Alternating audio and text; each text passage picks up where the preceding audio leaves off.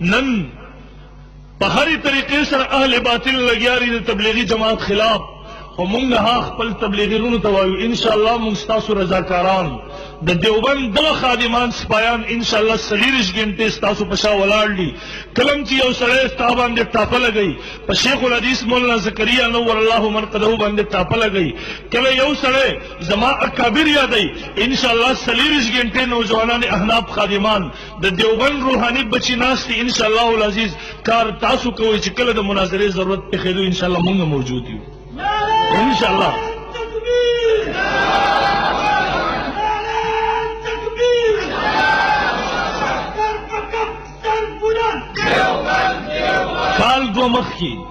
کال دو مخ کی یو ډله راپورته شوه، خپلو کمرو او مدرسو کې کېناسته، چیلنجونه یې ورکړه، یره د عوامو تبلیغ په اسلام کې نشتی، یره د جاهلانو تبلیغ په اسلام کې نشتی، د مناظرې چیلنج راغی. په تاسو به دا خبره پټئ، زه ستاسو تارو کې نن دا خبره کل عام کول غواړم. ما یو ځای نه، ما په سونو ځګونو کې په جلسو کې 2 کالونه مسلسل لګیا یم چې چیلنج د کومو خلکو له طرف نه راغلی دی، د پېښور نه راغلی دی، د باړې نه راغلی دی، د تیران راغلی دی چې اسلام کې د عوامو تبلیغ نشته. زه وایم تاله مناظرې چیلنج ورکړه، خپلې کمره کې دې ورکړی دی، زه کل عام په جلسه کې قبلوم. زه وایم تاریخ ته یم، زه ستا د خوښې بسم الله که راځه کښېنه چې موږ ثابتو شته که نشته انشاءالله.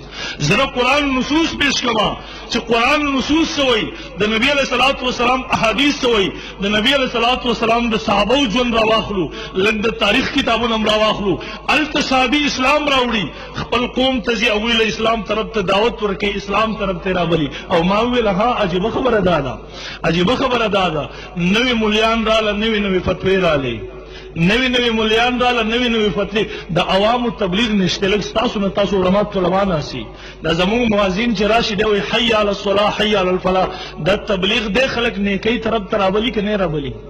اوس بیا به مونږ ووایو چې دیلم بریلي ملیان راوستل پکار دي، عوامو ته دا حق نشته.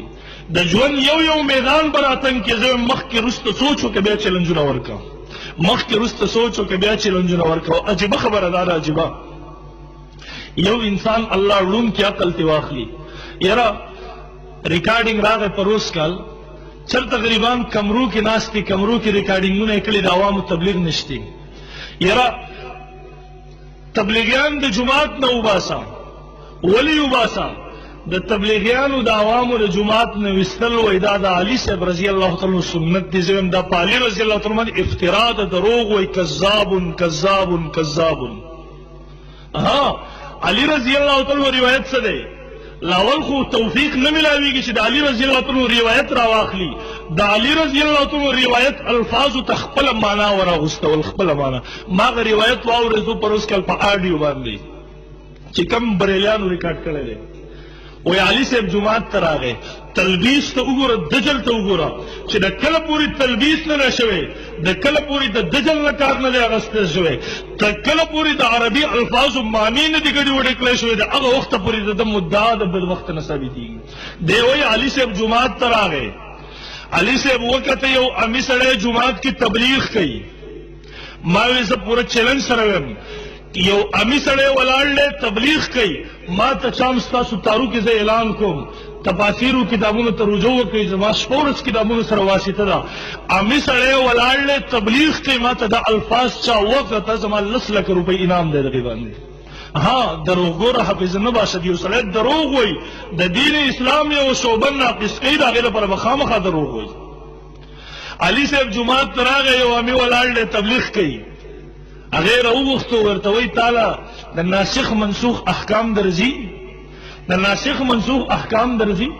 دی ورته وایي نه، ورته وایي وځئ بدعتي زموږ د جماعت نه. په دې الفاظو سره دی روایت کوي. ما خپله کتابونو ته رجوع وکړه، امام قرطبي رحمه الله تفسیر قرطبي اولنی جلد صفحه 300 باندې بیروت چاپ کې دغه روایت نقل کړي. امام سیوطي صاحب رحمه الله تفسیر در منصور کې نقل کړي، صاحب د الناسخ والمنسوخ دغه روایت نقل کړي. روایت څه دی؟ علي دخل علي رضی الله تعالی المسجد، علي رضی الله تعالی جماعت ته راغی، فاذا رجل يخوف الناس، یو سړی به خلک یې په جماعت کې. فقال ما هذا، علي رضی الله تعالی فرمایل دا څوک دی، څه کوي؟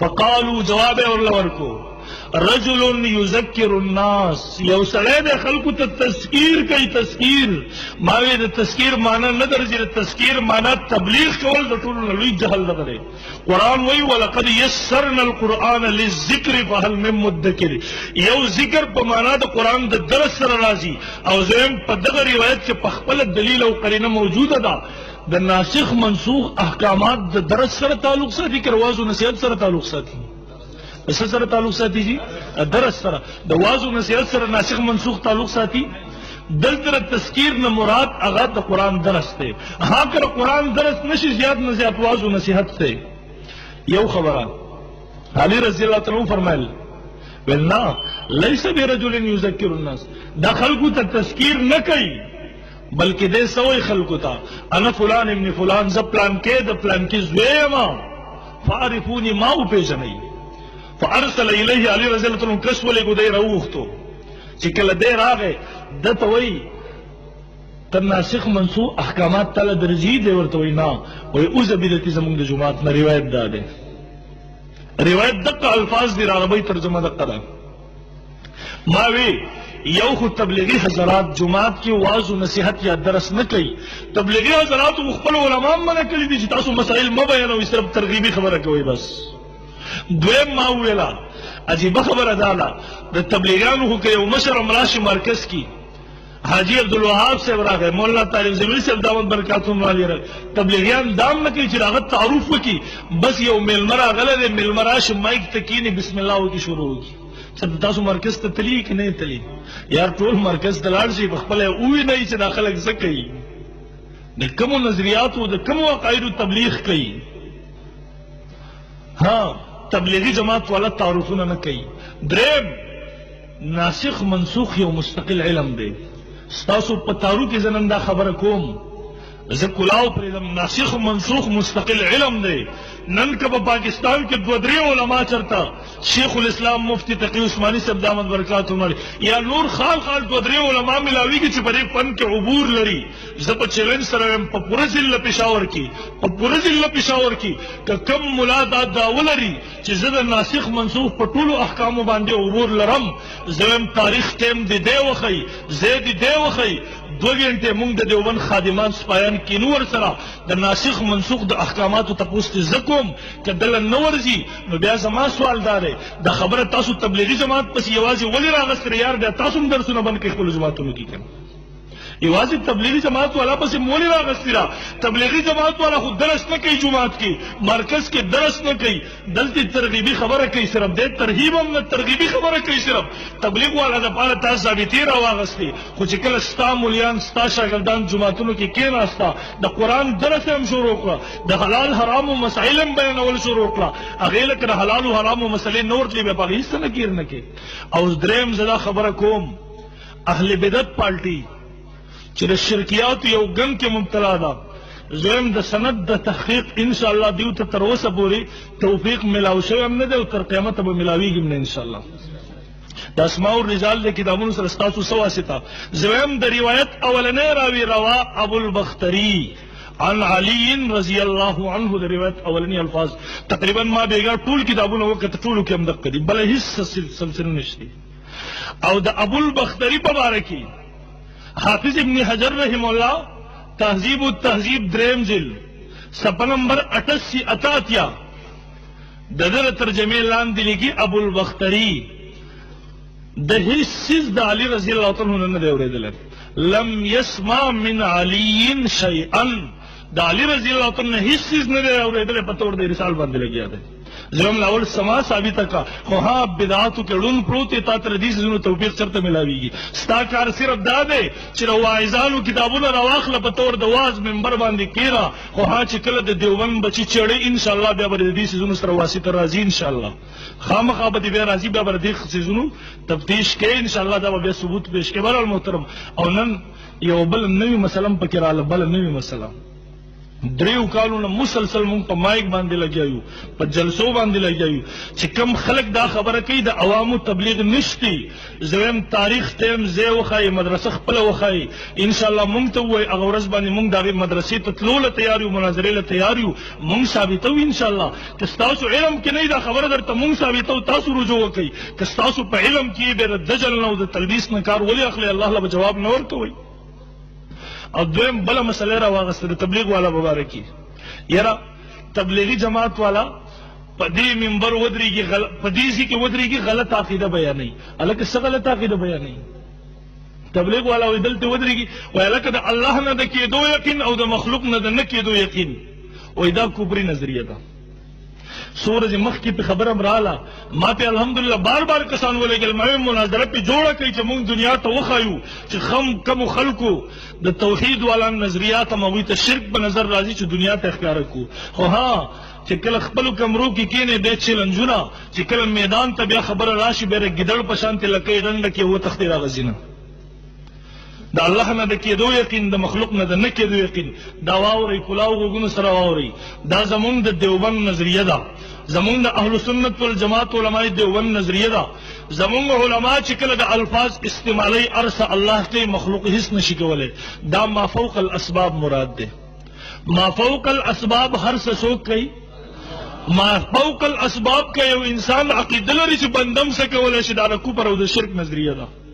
کله چې زمونږ عوام تبلیغی جماعت والا دا لفظ وایي، دا الفاظ وایي، کله چې هغوی دا جمله وایي، د هغې مقصد دا دی مخلوق د الله د ارادې نه بغیر هیڅ نشي کولی. او دې کې نص نه نصوص موجود دی. قرآن مجید کې الله فرمایي وما تشاءون الا ان یشاء الله. تاسو خو کول وایئ چې الله نه یې غوښتي، تاسو اراده هم نشئ کولی د یو کار. چې الله نه یې غوښتي تاسو د یو کار اراده هم نشئ کولی. اوهو بیا سوال راغی، یاره الله ته کسب نسبت ولې وشو؟ الله خالق دی، کاسب نه دی. تاسو اکثر علما طلبا ناسي خبره پوهېږي زما که نه؟ عوام ناسي الله خالق دی، پیدا کوونکی دی، الله کوونکی نه دی. الله پیدا کوونکی دی څه نه دی؟ کوونکی نه دی. الله خالق دی، کاسب نه دی. الله ته کسب نسبت ولې وکړو تبلیغانو؟ دا خو د کفر نظریه ده. ما وی ها پیمانه یوه وساته چې د کم بنیاد باندې په تبلیغي جماعت فتوا لګې. ما وی د قرآن د نصوصو سره به څه کې 15 آیاتونه چې هلته الله ته کسب نسبت کېږي، خو ها کسب په معنا د خلق سره دی. قرآن مجید کې الله فرمایي والسماء وما بناها، قسم مری په اسمان او د هغې په جوړونکي باندې، والارض وما طهاها، قسم مری په ځمکه او د هغې په غوړونکي باندې، ونفس وما سواها، قسم مری په نفس او د هغې په برابرونکي باندې. زم د هغه 15 نصوص قرآن مجید کی چاہے کی صراحتاً اللہ تعالی قسم نسبت شوی د خلق نسبت نه دی. هلته تعبیر دا اختیار شوی دی چې د خلق نه تعبیر په کسب سره شوی دی. نو که په تبلیغي جماعت والا باندې ته فتوا لګې، د هغوی د مطلب او د مراد تپوس نه کوې، زه هم په قرآن باندې یو بیا کله ټاپه لګې، بیا به د قرآن په دغه آیاتونو باندې ستا ټاپه کله راځي. او بهرحال محترمو د آیات وساتئ. ضرورسته خبره کوم په هغې باندې تبلیغي جماعت والا ته مې هم دغه نن کله فضایل صدقات، فضایل اعمال، فضایل حج، هر کتاب په حوالې سره یو سړی راځي خوله کولاوئ، جمع کولاوئ. موږ د خپل اکابرو د یو عبارت ذمه دار یو انشاءالله. موږ د خپلو اکابرو د یوې عقیدې ذمه دار یو. که پنجپیریان اعتراض کوي بیا ذمه وار یو، که وابیان اعتراض کوي بیا ذمه وار یو، که بریلیان اعتراض کې بیا ذمہوار یو، که سیفیان هغه بریلیانو خاص ډله هغوی چې کوم په صوبه سرحد کې په سپینه جامه کې بریلیت خورئ، د هغه طرف نه اعتراض بیا مونږ تیار یو انشاءالله. 40 غنټې مونږ تیار یو.